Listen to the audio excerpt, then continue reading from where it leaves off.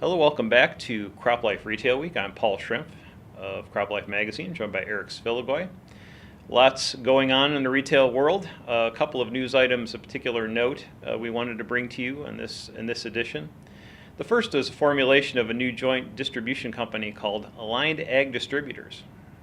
6 Western retailers will join United Suppliers of Iowa in a new distribution company, including the McGregor Company, Tremont Lyman Group, Mid-Valley Agricultural Services, Buttonwillow Warehouse Company, Butte County Rice Growers Association, and Landview Two Rivers Terminal Group. The new company combines successful and well-run independent retailers to deliver operating efficiencies that provide each member the opportunity to compete more effectively in the increasingly competitive ag retail market.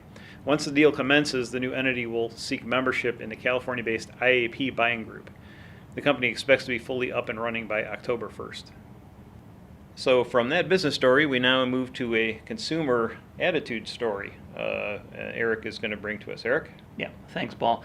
For a couple of months, obviously, I've been following all the information that's been out there regarding consumer attitudes regarding labeling foods that contain GMOs, biotech crops, for lack of a better term. And one of the interesting things is I've seen that some of the poll data indicates that about 80% of the consumers favor that type of labeling. But what I also think is very interesting, funny, scary, all at the same time, is the folks at Oklahoma State University conducted their own survey and found that 80% of the consumers would like to see labeling on their food that contained DNA. And as anybody might know, anything that is alive contains DNA. So a label for a food product containing DNA probably is not very useful. And I know our friends at the Washington Post came up with what a label might read like, and I'd like to share that with you because it's actually rather humorous. Warning, this product contains DNA. The Surgeon General has determined that DNA is linked to a variety of diseases in both animals and humans. Pregnant women are at very high risk of passing on DNA to their children. So, and again, I put this more down to not so much that American consumers are not aware of what DNA is, but that anybody asking them a survey question about food labeling that throws out 3 letters, GMO, DNA, BPA, they're going to be fearful and they're going to want to have that type of labeling on their products. So I think our marketplace should keep that in mind as they move forward with their efforts to further biotech crop usage. Well, Eric, it certainly speaks to the challenges we all have in trying to communicate with consumers about the science of farming and the benefits of farming. And certainly that's something that organizations have taken on, especially the U.S. Farmers and Ranchers Alliance.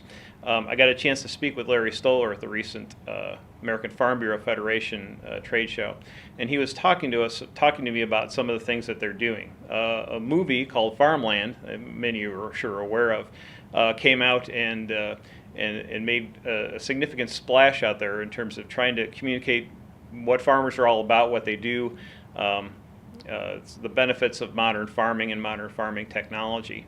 And it certainly has made a positive impact on people's perceptions.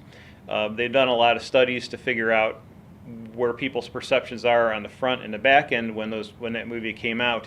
And about 35% of people who came out of the movie had a better impression of farmers in terms of the animal care and animal welfare and the fact that farmers care about their animals in their care.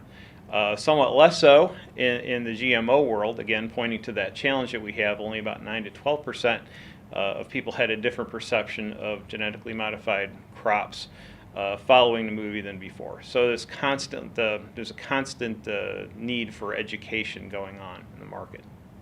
And the movie generated a lot of buzz, especially in the ag community, but also to some degree in the non-ag community. And there's a lot of good foundational information about what farmers do. So we're going to see the movie get more into high schools. We're going to see the movie get more into the college curriculum.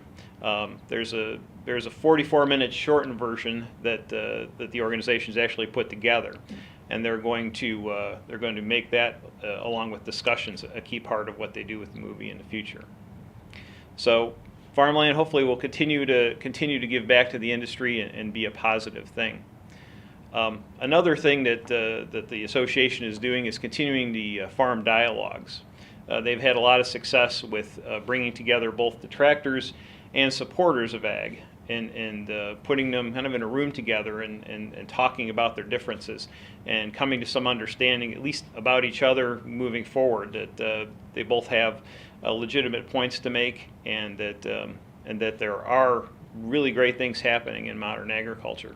And so the food dialogues, I think, my understanding is they'll continue into 15 and beyond, and be an important part of what the association is doing in terms of education.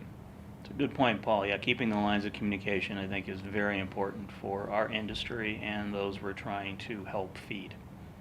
Absolutely. And with that, we'll wrap up this week's version of Retail Week. We thank you for joining us, and we'll see you again next week.